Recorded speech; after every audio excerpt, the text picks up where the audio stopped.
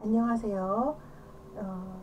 오늘 동영상 녹화에서는 음성장애 7장을 설명하도록 하겠습니다. 이미 예고를 해드렸고요. 그 이유에 대해서도 약간 언급을 했습니다. 그러니까 조무문장애는 굉장히 이제 복잡한 설명을 해야 될 수도 있고, 유창성 장애는 여러분들이 중고등학교 학생한테도 자주 일어나는 현상이고 도와줄 수도 있고, 그래서 이제 중요하다고 보고, 그다음에 이제 음성 장애는 그거에 비하면 조음 장애처럼 임용고시에 많이 나오는 상황도 아니고, 그다음에 음성 장애가 있다고 해서 우리가 특별히 조사들이 어떤 그 조치를 취해 주거나 또는 치료를 하거나 그런 부분이 아니기 때문에 상식적인 선에서 알아야 되는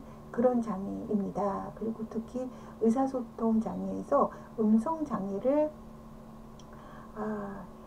치료하거나 그러는 경우는 좀 드물어요. 그러니까 언어 치료사들도 그렇고 언어 재활사라고 하죠. 언어 재활사라든가 언어 병리학자라든가 뭐 이런 분들도 그렇게 많이 다루는 그런 케이스는 아니에요. 대신 이비인후과라든가 이런 뇌병변을 관련해 가지고 이제 다루는 학자들이라든가 의사들이라든가 이런 분들이 많이 다루는 그런 장애 유형이기 때문에 우리는 이제 상식적인 순에서 이게 여기에 속하고 이게 이런 거구나 라고 하는 것만 알아두면 될 것 같습니다. 그래서 제가 이 챕터를 선택을 하게 됐습니다. 먼저 보면은 음성장애의 정의를 정확하게 알아주셔야 될 것 같고요. 그 다음에 기능성 음성장애의 어떤 유형이 들어가고, 그 다음에 기질적 음성장애의 어떤 유형이 들어가는지에 대해서 여러분들이 분류를 해 놓을 필요가 있어요. 저는 이제 챕터로 들어가서 하나씩 설명을 하게 되면 기능적 음성 장애는 이런 유형이 있고 이거는 어떻고 해서 뭐 특성이라든가 정의라든가 이런 부분에 대해서 설명을 하겠죠. 하지만 여러분들이 공부를 하실 때에는 이것이 왜 기능성 음성 장애이고 이거는 왜 기질적 음성 장애이며 이 두 가지를 분류할 수 있어야 된다라는 거죠. 그래서 이건 여기, 요거는 여기 이렇게. 그리고 신경학적 음성 장애 대부분 이런 케이스는 이비인후과에서 많이 다루기 때문에 아까도 얘기했다시피 기질적 음성 장애와 신경학적 음성 장애 같은 경우에는 주로 이비인후과 의사들이 많이 다루는 영역입니다. 그리고 음성 장애 중재 전략도 그동안 그렇게 많이 나온 편은 아니에요, 임용고시에서. 하지만 간단하게 우리가 어떻게 하면 좀 도움이 된다, 그 정도까지만 알면 될 것 같고요. 그리고 모르는 것보다는 알고 어느 정도 대치를 해주는 거가 좋겠죠. 선생님이 음성장애에 대해서 전혀 모른다, 이거는 이제 조금 생각해 볼 필요가 있습니다. 자, 그래서 이제 내용으로 들어가게 되면은요, 교재에 어디서부터 시작이냐 하면은 198쪽부터 이제 내용을 들어가게 되어져 있습니다. 그래서 이제 음성 장애를 설명을 하게 되면은 여기 있는 것처럼 음도, 음성, 강도, 음질, 공명, 이 말 하나하나가 굉장히 중요한 말이거든요. 왜냐하면은 예전에는 음성이 들리는 거가 청자한테 들리는 거가 아무런 상관이 없었어요. 화자가 자기가 내가 불편하다, 그래서 목이 아프다, 소리가 안 나온다, 또는 내가 원하는 목소리가 아니다, 이렇게 말하는 사람, 화자가 불편해야지만 치료를 받거나 장애라고 해주거나 이런 경우가 많았거든요. 그런데 이제 특수교육이 발달을 하고 의학이 발달을 하고 이비인후과가 이제 많이 이제 늘어나고 병원들이 많이 늘어나고 또 종합병원에서 이런 음성장애들을 테스트할 수 있는 기계들이 굉장히 많이 늘어나게 됨으로 해가지고 이 음성장애는 듣는 사람한테도 불편함을 주게 되면은 음성장애에 속한다라고 하는 정의를 내리게 됐어요. 외국에서 주로 이제 미국이죠. 그래서 언어병리학자들이 이제는 화자가 불편한 것뿐만 아니라 청자 귀에 너무 불편하면 이건 장애라고 해야 된다라고 하는 주장을 하게 되고 그것이 점점 받아들여지게 되면서 음성 장애에 대한 인식이 넓어지고 있죠. 하지만 의사소통 장애에서 음성 특수교육에서 특히 음성 장애가 차지하는 부분은 굉장히 적습니다. 왜냐하면 이미 장애라고 되어져 있는 학생들한테 특히 장애 중에서도 가장 출연율이 높은 학생들은 대부분 지적장애, 자폐, 그다음에 그 지적자배, 자폐, 그다음 그 외에 감각장애라든가 그 외에 잘 잡히지 않는 아주 경미한 ADH라든가 학습장애라든가 이런 장애들이 가장 중요한 거는 다른 사람하고 의사소통을 못해서 불편하고 그리고 학습에 방해가 되고 그래서 어떤 특수교육적인 특별한 조치를 해주지 않으면은 얘네들이 성장 발달에 있어서 문제가 심각하기 때문에 그런 학생들이 특수교육에서는 가장 중요한 부분을 많이 차지하게 되지 어느 의사소통 장애, 그러니까 주 장애가 없이 언어 문제나 음성 문제 이런 문제만 있는 학생들도 극히 적은 데다가 음성 장애이긴 하지만 자기가 다른 여러 가지 매체라든가 또는 글씨라든가 문자라든가 뭐 이런 뭐 여러 가지 방법을 통해서 자기가 알고 있는 거를 전달을 하게 되면은 이 큰 불편을 못 느끼는 거죠. 화자도 그렇고 청자도 그렇고 그리고 다른 사람의 음성에 대해서 그렇게 우리는 신경을 많이 쓰지를 않아요. 그리고 이게 가장 늦게 특수교육에서 이제 들어온 부분이기 때문에 이게 그렇게 주목을 아직까지는 받지 못한다라는 거죠.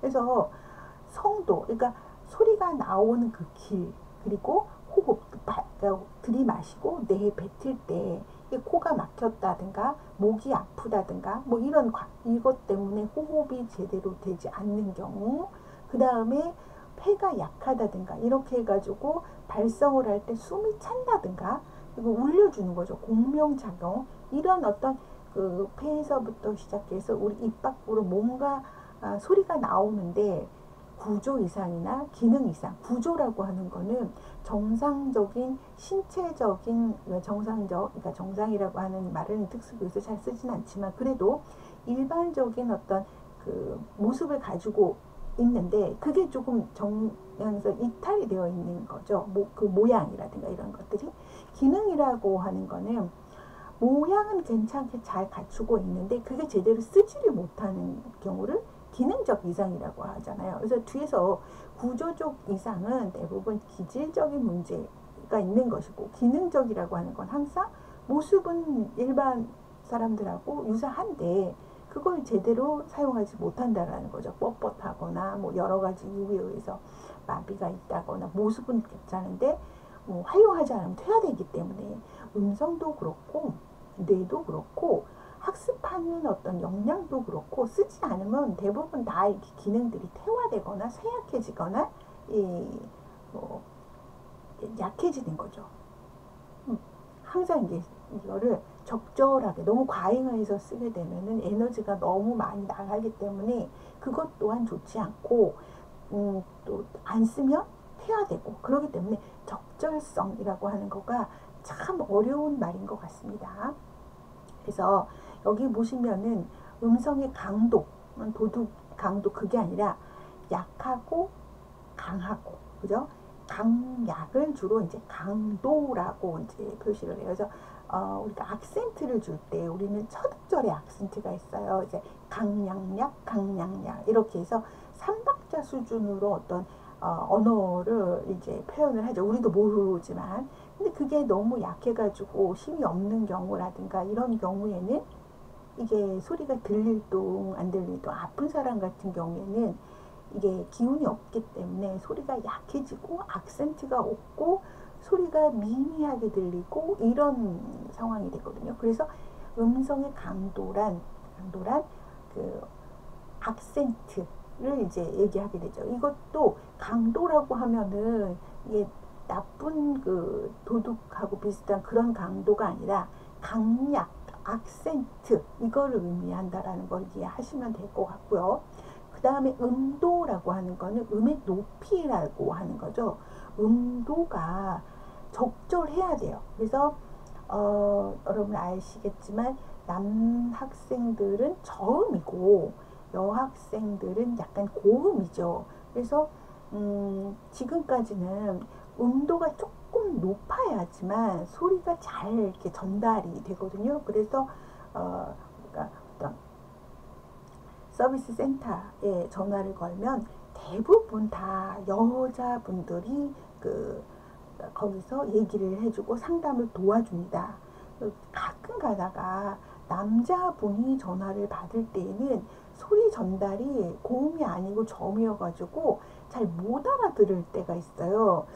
그래서 매번 어떤 필요할 때마다 상담을 받게 되잖아요. 특히 114 같은 경우에. 그러면 여자분들은 고음이고, 그 다음에 익숙하고, 뭐 또 매끄럽고, 그렇기 때문에 우리가 빨리빨리 이해를 하게 되는데, 갑자기 기대했던 것이 아닌 목소리, 예를 들어 남자 목소리, 저음이면서 약간 말이 좀 빠른데 저음. 그러면 음도가 낮으니까 머리에 이게 뇌에 빨리 해석이 안 되고 왜 남자지? 왜 남자에서 저가 편견을 가지고 있거나 또는 편견을 가지고 있는 것도 아니고 그냥 습관적인 거예요. 그냥 너무 그동안 오랫동안 여자 목소리로 상담을 받다 보니까 그래서 그런 것들은 좀 이해를 해주시고 이건 또 저만의 느낌이니까 다른 사람은 여자가 됐던 남자가 됐던 고음이 됐건 저음이 됐건 상관이 없을 수도 있어요. 근데 음도라고 하는 거는 여자는 조금 고음, 남자는 사춘기 이후에 저음으로 변하면서 이 음도가 이건 여자 목소리네, 이건 남자 목소리네 이런 정도. 그래서 그거를 우리가 이제 판가름을 하게 되죠. 전화 목소리를 듣게 되면. 근데 여자 목소리를 기대했는데 남자 목소리가 나온다든가 이 사람이 분명히 여잔데 너무 저음이 나온다든가 그럼 우리는 그거에 대해서 이게 왜 이러지? 이렇게 목소리 질의 음도에 신경을 쓰다 보면 내용을 놓칠 때가 있더라고요. 그래서 일단 음도가 그런 것이다 라고 하는 거고요. 음질이라고 하는 거는 거친 소리라든가 또는 그러니까 뭐 거친 소리, 메마른 소리. 예를 들어서 할아버지 할머니들이 음질을 보면은 막 떨리는 소리라든가 막 매끄럽지 않은 소리, 거친 소리, 이런 소리들이 나오면 음질이 좋지 않다라고 보는 거죠.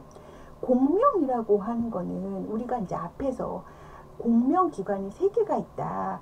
구강, 비강, 인두강이다. 여기에서 적절하게 공명을 내서 비음은 비음 소리를 내줘야 되고 구강음은 구강음 소리를 내주어야지만 되는데 이 비음이 아닌데도 비음 소리를 내고 구강음인데 아닌데도 비음으로 소리. 아무튼 이런 경우에는 굉장히 듣기가 괴롭죠. 특히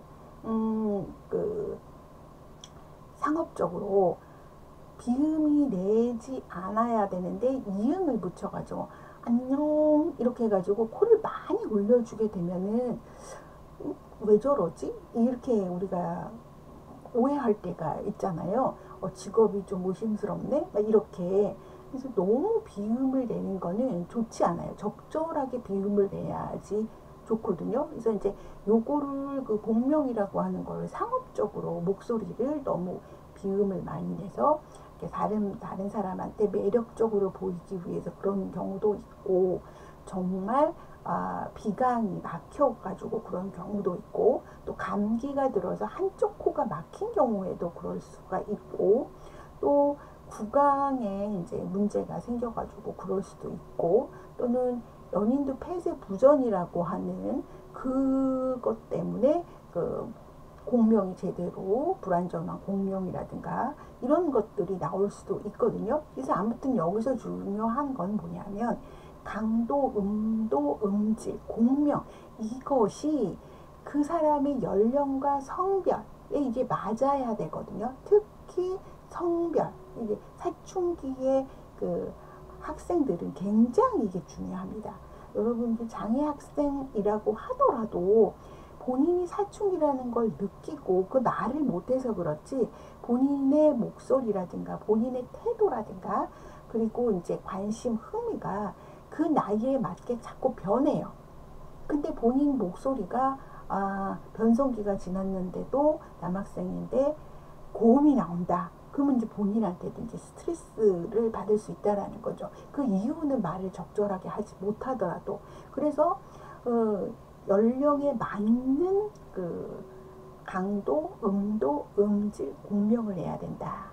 그래서 아이들 같은 경우, 애기들 같은 경우에는 굉장히 귀엽잖아요. 그 귀여운 것이 입안 구강 구조가 작기 때문에 여러 가지 그 아기들만에 나올 수 있는 이런 특징들이 있고, 노인들 같은 경우에는 이제 여러 가지 이제 그 태화, 노화 이런 것들에 의해서 음성들까지도 이제 그 나이에 맞게 약간 그 거친 소리라든가 떨리는 소리라든가 메마른 소리라든가 이 들리거든요. 근데 학자들에 의하면은 이 음성도 개인마다 다 다르다라는 거죠. 지문도 그렇고 눈동자도 그렇고 이렇게 다 다르다라는 거예요. 그리고 시간이 지남에 따라서 그 어떤 저기도 변한다라는 거죠. 그 목소리도. 그래서 일단 중요한 건 여기서 강도, 음도, 음질, 공명이 무엇이다. 그리고 성별, 연령 이것이 맞아야 된다. 그 거기에서 너무 벗어나게 되면 너무 거친 소리, 무슨 쉰 소리, 떨리는 소리, 이런 뭐 메마른 소리, 이런 소리가 나게 되면은 이때는 화자는 괜찮더라도 청자가 너무 괴로우면 이건 음성장애가 된다라고 하는 거를 이해하시면 될 것 같아요. 그래서 여기 있는 것처럼 이 교재에서는 이렇게 이야기를 하고 있습니다. 5가지 측면, 즉 음도, 강도, 위생, 유쾌성, 유동적인 화자의 표현성 측면 중에서 한 가지라도 여기서 중요한 거지, 한 가지 이상이라도 이 듣는 거가 불편할 때에는 이건 음성장애다. 근데 우리나라에서는 알다시피 내가 누구를 예를 들면은 안 되겠지만 방송을 하는데도 굉장히 거친 소리, 그러니까 불쾌한 소리, 유쾌하지 않은 소리를 내는데도 불구하고 그 사람이 그 목소리를 어떤 자기 매력이라든가 내용, 그러니까 이야기 내용이라든가 또는 화려한 옷이라든가 이런 어떤 사회적인 역할이라든가 이런 걸로 커버하면서 굉장히 듣기에 불편한데도 불구하고 이제 그 방송 활동을 하는 경우가 있어요. 뭐라고 할 수는 없는 거죠. 그래서 이제 그 목소리, 거친 목소리, 쉰 목소리도 좋으면 또 괜찮은 거고, 남성인데 너무 고음을 내고 여자처럼 비음, 공명을 많이 내는 사람들도 사실 또 있어요. 그런 사람들도 또 방송 활동을 하시는 분들도 있어요. 지금 우리가 대면 수업을 하게 되면은 그 예를 자꾸 들게 되면 확 이제 떠오르실 텐데, 이게 동영상 수업이다가 보니까 예를 들 수 없어서 조금 아쉽기는 합니다. 그렇지만 여기 빨간색으로 칠하는 것들은 무슨 내용인지 여러분들이 알고 있으셔야지만 돼요. 그 다음에 이제 처음부터 이제 음성장애의 이제 정의가 나왔고요. 그 다음에 유형, 특성 및 유형이 나옵니다. 아까 또 얘기했다시피 기능성 음성장애가 뭐다. 다음에 기질적 음성장애가 뭐다, 신경학적 음성장애가 뭐다, 요것의 그 특징하고 그 다음에 어떤 유형이 들어가는지에 대해서는 여러분들이 머리 안에 잘 정리를 해 놓으시기 바랍니다. 첫 번째 이제 기능적 음성장애라고 얘기했어요. 근데 여기 설명되어 있는 것처럼 신체적인 조건, 여기는 해부학적인 거라고 얘기를 했고요. 그 다음에 해부학적, 신체적 이런 것에 있어서는 어떤 특별한 이상이 없는 거예요. 모양이 다 갖추어져 있다고 볼 수 있는 거죠. 그런데도 불구하고 음성이 이제 안 좋게 들리는 거고 본인도 그렇게 느끼는 거죠. 우리나라에서는 아직까지는 음성장애를 크게 이렇게 뭐라고 할까, 이거 꼭 치료받아야 돼, 너는 이거 치료 안 받으면 안 돼, 조음장애도 대학생 뭐 직장인이 될 때까지 조음 문제가 있는데도 본인이 치료를 받지 않는 경우, 저 사람 왜 저러지, 소리가 왜 저래, 좀 고치지, 그렇게 저기 하지만 아무도 무슨 말을 하지 않잖아요. 그런 것처럼 기능적 음성장애가 있다고 하더라도 뭐 그렇게 뭐 저기 하지 않잖아요. 아무도. 또 소리가 거치니까 병원 가봐, 그런 소리 아무도 옆에서 못 하거든요. 본인이 알아서 가지 않으면. 그게 이제 우리나라 사회의 어떤 특징인 것 같아요. 그러니까 남의 어떤 저기에 대해서 컴플렉스라든가 이런 것들에 대해서 직접적으로 너 병원 좀 가봐, 너 어느 치료를 받아야 돼, 또는 너 소리가 좀 이상해, 너 어디 아프니? 뭐 이렇게 말할 수는 없잖아요. 그죠? 그런 것들이 조금 여러분들 장애라고는 하지만 그렇다고 치료를 안 받는다고 해서 죽거나 치명적이거나 학습을 못하는 거나 그러지는 않으니까. 그래서 일단 여기 기능적 음성장애에는 심인성 발성장애, 근긴장성 발성장애가 있다. 그래서 유형에 대해서는 뒤에 가면은 다시 하나하나 설명을 드릴 거예요. 그래서 그거에 대해서는 또 저기 하시고, 일단 기능적 음성장애라고 하는 거가 뭐다, 그것만 여러분 이해를 하시면 될 것 같고요. 기질적 음성장애라고 하는 거는 여기 있는 것처럼 소리를 이렇게 주로 원인이 오용, 잘못 쓰는 거죠. 남용은 뭐예요? 많이 쓰는 거죠. 이것과 관련이 되어 있어서 음성장애를 일으키는 거예요. 그래서 성대나 그 성대 주변에 어떤 신체적인 변형, 어떤 혹이라든가 뭐 폴립이라든가 무슨 거치를 두꺼워졌다라든가 잘 열리지를 않는다든가 두꺼워져가지고 거기에 물이 찼다든가 뭐 여러 가지 원인에 의해서 이제 기질적 음성장애가 됐다라는 거죠. 그래서 여기에서는 기질적 음성장애의 특징이 뭐냐? 신체적인 변화가 생겼다. 근데 그 신체적인 변화가 주로 뭐냐?